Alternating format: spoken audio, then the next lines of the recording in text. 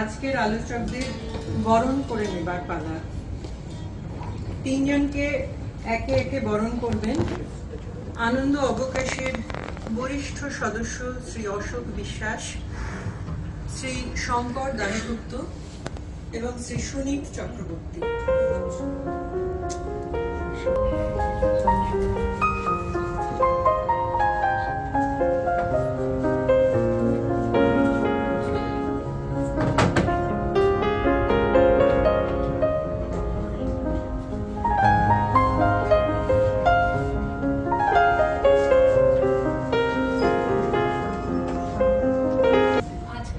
আলোচনায় কি বিষয় হবে এইটা যখন বাছা হচ্ছিল বেশ কয়েক মাস আগে, সেই সময়টার কথা একটু বলি।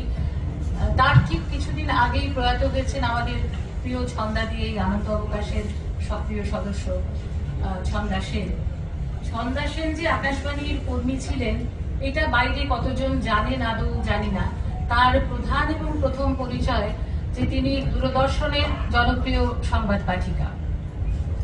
ওই সময় ছন্দাদিকে নিয়ে বেশ কিছু আলোচনা এবং লেখালেখিতে বারবার যে কথা উঠে আসছিল যে ছন্দাদিদের সময় অর্থাৎ দূরদর্শনের একেবারে গোড়ার দিকটাতে শুধু বাংলা নয়, বাংলা, ইংরেজি, হিন্দি তিনটি ভাষাতেই দূরদর্শন যে সংবাদ সম্প্রচারের যে একটি মান্য এবং অভিজাত ধারা তৈরি করেছিল, সেই ধারাটি এখন এই ইদানিংকালে একেবারে আমূল বদলে গেছে। অবশ্য আমাদের এটা ধরে নিতে হবে যে এর মধ্যে কেটে গেছে দীর্ঘ 50টি বছর।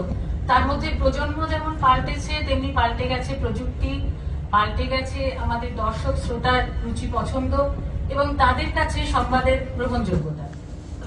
কারণ ইতিমধ্যে দৃশ্য এবং শ্রাব্য দুই মাধ্যমেরই পাশাপাশি এসে গেছে আরো অনেকগুলি বেসরকারি চ্যানেল। প্রবল বিক্রমে মাঠে নেমে পড়েছে সোশ্যাল মিডিয়া, সামাজিক মাধ্যম এবং অন্তর্জালের দৌলতে ডিজিটাল মিডিয়া। ফলে এখন আমরা যেখানে দাঁড়িয়ে আছি সে এক বিরাট বাজার, এক প্রতিযোগিতামূলক বাজার, যেখানে গোলমাল হওয়া, শোরগোল হওয়াটা খুবই স্বাভাবিক এবং হয়তো সংবাদপত্র তার বাইরে নয়। খবরের পুরো দুনিয়াটাতেই এখন বিরাট বিজয় হট্টগোল। তো এই হট্টগোল নিয়ে এই সময় আমরা ঠিক করি যে যদিও খুব অচর্চিত বিষয় নয়, কিন্তু আমাদের আজকের বিষয় হবে টেলিভিশন সংবাদ, নিউজ ভার্সেস নয়েজ, যেটাকে বাংলা করলে হয়তো আমরা বলতে পারি সংবাদ বনাম শোরগোল। আজকে এই বিষয়ে আমাদের এখানে যে তিনজন বক্তা আছেন তিনজনেই সাংবাদিক। প্রত্যেকেই হয়তো আপনারা ব্যক্তিগতভাবে চেনেন, তবু একটু আনুষ্ঠানিক পরিচয় করিয়ে দেওয়া দরকার। একেবারে বাঁদিকে ডক্টর স্নেহাশিস সুর, দীর্ঘ 4 দশকেরও বেশি সময় দূরদর্শন সংবাদের সঙ্গে যুক্ত থাকলেও স্নেহাশিসের সাংবাদিকতার শুরুটা ছাত্রাবস্থায় একটি দৈনিক পত্রিকায়। কলকাতা প্রেস ক্লাবের সভাপতি স্নেহাশিসের আরেকটি পরিচয় যে আমাদের শহরে, দেশে এবং দেশের বাইরেও সাংবাদিকতা এবং গণমাধ্যম এই নিয়ে স্নেহাশিস অধ্যাপনা করে থাকেন। অর্থাৎ যে সাংবাদিকরা তৈরি হবে তাদের তৈরি করার ব্যাপারে তার একটা গুরুত্বপূর্ণ ভূমিকা আছে। আমার অনেকটাই শুরু এবং ওই আকাশবাণী ভবনে আমি একটা সময় আমার কলেজ এবং বিশ্ববিদ্যালয়ের সময় সারাদিনের অনেকটা সময় কাটিয়েছি। যে 1981 সালের ডিসেম্বর মাসে আমি কোনো পরিচয় ছাড়াই যুববাণীর ঘরে আসি। প্রদীপ কুমার মিত্র তিনি এক কোণে বসতেন, এখন ওই ঘরটা নেই আর যুববাণীর, সেটাও আমাদের কাছে, আমরা তো বাইরে, যাই হোক একটা খারাপ লাগা থাকেই। তখন অত বড় ঘর ছিল, সেই ঘরে কারা কারা কোথায় বসতেন এখনো আমাদের। তো সেখানে আমি বলি যে আমি অনুষ্ঠান করব। আমি তো গানও গাইতে পারি না, নাটকও করতে পারি না, আবৃত্তিও করতে পারি না, কিছুই না।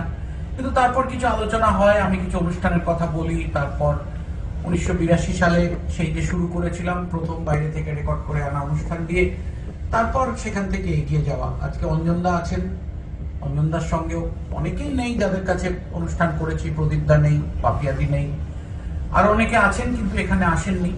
তো বহু মানুষের সংস্পর্শে, এবং সেই সময় কিন্তু মানে কবিতাদির মতো লোককে আমরা পাশে কাজ করতে দেখেছি, উপেন্দ্রার মতো লোককে দেখেছি, এবং কিভাবে কি হতো না হতো প্রদীপ মিশ্রের কথা না বললে খারাপ লাগে, দীর্ঘদিন ওনার সঙ্গেই আমরা কাজ করেছি এবং আরো অনেকের সঙ্গে, ফলে সময় নির্দিষ্ট, তাই আমি বিষয়ে যাব। টেলিভিশনের সংবাদ এবং তার শোরগোল কতটা, সংবাদ কতটা, এইটা নিয়ে আমি একজন বিশিষ্ট ব্যক্তির লেখা থেকে একটু পড়ছি, আমি তার নামটা বলছি না এবং হয়তো এক আধটা শব্দ আমি উচ্চ রাখবো। কানটাই আমাদের এখন একমাত্র লক্ষ্য হয়ে যাচ্ছে। দেখো না, বাংলা খবরের কাগজগুলি কেবল শব্দের প্রভাবেই পাঠকের কান দখল করিয়া বসিয়া আছে। কি যে বলিতেছে তাহা বড় একটা ভাবিয়া দেখে না, কেবল গলা খাটো না হইলেই হইল। একটা কথা উঠিলে হয়, অমনি বাংলা খবরের কাগজে মহা চেঁচামেচি পড়িয়া যায়। কথাটা হয়তো বোঝাই হয় নাই, ভালো করিয়া শোনাই হয় নাই, হয়তো সে বিষয়ে কিছু জানাই নাই, কিন্তু আবশ্যক কি, বিষয়টা যত কম বোঝা যায় বোধ করি ততই হো হো করিয়া চেঁচাইবার সুবিধা হয়। জ্ঞানের অপেক্ষা বোধ করি অজ্ঞতার আওয়াজটা অধিক। ইয়া তো সচরাচর দেখা যায়।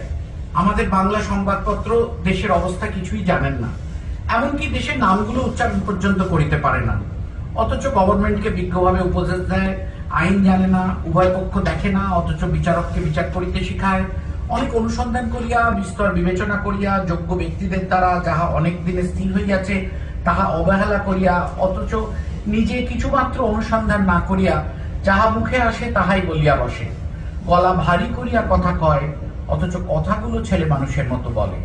বলিবার ভঙ্গি এবং বলিবার বিষয়ের মধ্যে এমন অসামঞ্জস্য যে শুনিলেই হাসি পায়। আজকাল সকলেই সকল বিষয়ে চেঁচিয়ে কথা কয়, আস্তে বলা একেবারে উঠিয়া গিয়াছে। চেঁচিয়ে দান করে, চেঁচিয়ে সমাজ সংস্কার করে, চেঁচিয়ে খবরের কাগজ চালায়, এমনকি গোল থামাইতে গেলে গোল করে। স্যাঁকড়া গাড়ি যত না চলে তত শব্দ করে, তাহার চাকা ঝনঝন করে, তাহার জানলা ঝরঝর করে, তাহার গাড়োয়ান গাল পাড়িতে থাকে, তাহার চাবুকের শব্দে অস্থির হইতে হয়। বঙ্গ সমাজও আজকাল সেই চালে চলিতেছে, তাহার প্রত্যেক ইঞ্চি শব্দ বাহির হইতেছে। সমাজটা যে চলিতেছে ইহা কাহারও অঙ্গীকার করিবার জো নাই। মাইল মাপিলে ইহার গতিবেগ যে অধিক মনে হইবে তাহা নহে, কিন্তু ঝাঁকানি মাপিলে ইহার গতি প্রবাহের বিষয়ে কাহারও সন্দেহ থাকিবে না। ঝাঁকানির চোটে আরোহীদের মাথায় মাথায় অনবরত ঠোকাঠুকি লাগিয়াছে, আর শব্দ এত অধিক যে একটা কথাও কাহারও কর্ণগোচর করিতে গেলে গলার শির ছিড়িয়া যায়। কাজেই বঙ্গ সমাজে চেঁচানোটাই চলিত হইয়াছে। পক্ষী জাতির মধ্যে কাকের সমাজ, পশু জাতির মধ্যে শৃগালের সমাজ, আর মনুষ্য জাতির মধ্যে বাঙালি। আমি রবীন্দ্রনাথ ঠাকুরের চেঁচিয়ে বলা প্রবন্ধটা অংশ বিশেষ পাঠ করলাম, যেটি ভারতী পত্রিকায় প্রকাশিত হয়েছিল চৈত্র 1289 সংখ্যায়, অর্থাৎ ইংরেজির 1883 সালে। তাহলে বুঝতে পারছেন তখন কিন্তু তরুণ রবীন্দ্রনাথ, তিনিও এই কথা লিখেছিলেন। আজকে সংবাদপত্রের জায়গায় যদি আপনি টেলিভিশনের খবর বলেন, তাহলে এই রবীন্দ্রনাথের উপলব্ধি, আসলে আমাদের জীবনের আশ্রয় তো রবীন্দ্রনাথ, এই কথাটাও রবীন্দ্রনাথ বলে গেছিলেন। তিনি দেখেছিলেন কিনা জানি না, ভাগ্যিস তাকে দেখতে হয়নি, কিন্তু তিনি তো দূরদ্রষ্টা এতটাই যে ছিলেন বোঝা যায় না। 25 বছর হচ্ছে এই আনন্দ অবকাশেরও একাধিক অনুষ্ঠান যেহেতু প্রেস ক্লাবে হয়েছে, এবং উপেন্দার কতটা গুরুত্ব ছিল এই অনুষ্ঠানগুলোকে। আপনারা তো অনুষ্ঠানের দিন দেখেছেন, অনেকে যারা আয়োজক তারা জানেন কি খাওয়া দাওয়া হবে, কোথায় হবে। আমি বলেছি ফোন করে ঠিক করবেন, না গিয়ে ঠিক করতে হবে। এবার উপেন্দা এলেই আমাকে সেই সময় উপস্থিত থাকতে হয়, সেটাই নিয়ম। ফলে আমি চেষ্টা করতাম উপেন্দা যাতে ফোনেই সারেন, কিন্তু উপেন্দা ফোনে সারার পাত্র নন, ঘটনাস্থলে যাবেন, ফলে আমাকেও থাকতে হতো। এইরকম ছন্দাদিনও কিন্তু একটা ইচ্ছে ছিল শেষকালে যে একটা খাওয়া দাওয়ার ব্যাপার করবেন, সেটা প্রেস ক্লাবে আমাকে অনেকবার বলেছে, কিন্তু তারপরে অসুস্থ হয়ে গেলেন। সেই আনন্দ অবকাশের যখন 25 বছর, বাংলা টেলিভিশনেরও তখন কিন্তু এটা 50 বছর, এটা ভাবতে হবে। এবং এই টেলিভিশনের যখন 50 বছর শুরু হয়, তখন বুঝতেই পারছেন শুধু দূরদর্শন ছিল, ফলে তখন স্টুডিওর বাইরে থেকে বেশি অনুষ্ঠান করার সুযোগ কম থাকতো দিনের দিনে, বিশেষ করে নিউজ বা যেটাকে আমরা কারেন্ট অ্যাফেয়ার্স বা সাময়িক প্রসঙ্গের অনুষ্ঠান বলি। কারণ সব থেকে বড় কথা, শব্দ ধারণ করার ফিল্ম ছিল না একদম প্রথম দিকে। এখানে সিরাজ দাস, নিয়াসিস দা আছেন, ওরা আরো জানবেন ব্যাপারটা। তো প্রথম দিকে যে ফিল্মগুলো ছিল সেগুলো সেট ম্যাগ নয়, ফলে শুধুমাত্র ছবি উঠতো।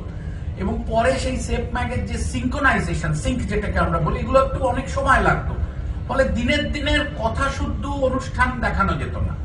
ফলে স্টুডিওর ভেতর থেকে অনুষ্ঠান হতো এবং আপনারা জানেন যে বিভিন্ন লোক বসে থেকেই কথা বলতেন, তার সঙ্গে কিছু ছবি যেত, খবরেও কিছু ছবি যেত, কিছু যাকে আমরা পরিভাষায় ড্রাই বলি সেরকমই যেত।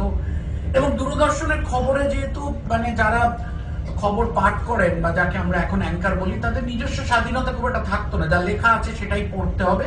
এবং দূরদর্শনের কিরকম খবর ছিল সেটা আর এখানে কাউকে বিশ্লেষণ করার প্রয়োজন নেই। ফলে তার একটা ধারা, একটা রীতি, একটা ঘরানা ছিল। এবং তারপর যখন আস্তে আস্তে আমাদের যন্ত্র পাল্টায়, প্রযুক্তি পাল্টায়, যখন ভিডিও আসে তখন শব্দটাও আসে। ফলে আস্তে আস্তে শব্দ বেশি করে দেওয়ার চল হতে থাকে। এবং একটা সময় যখন ওই বাইরে থেকে শব্দ আনা যায়, তখন স্টুডিওতে বসে কথা বলাটা কিন্তু খুব একটা ভালো অনুষ্ঠান বলে পরিগণিত হতো না। তখন বাইরে যাওয়া, ঘটনাস্থল থেকে নিয়ে এসো, সেটা সম্পাদনা করে দেওয়া হতো, খবরই হোক, আলোচনাই হোক, যাই হোক। তারপরে আবার কেন জানি না 90 দশকের পরে যখন অন্যান্য বেসরকারি চ্যানেল, আপনারা জানেন সে বিখ্যাত মামলা আকাশ যখন উন্মুক্ত হলো জনগণের জন্য, তখন অনেক বেসরকারি চ্যানেল এলো। প্রথম দিকের বেসরকারি চ্যানেলগুলোর সূত্রপাত যেহেতু দূরদর্শনের ঘরানায় তৈরি হয়েছিল, ফলে তাদের অনুষ্ঠানের মধ্যে কিন্তু একটা মান্য, গ্রহণযোগ্য একটা উপস্থাপনা ছিল।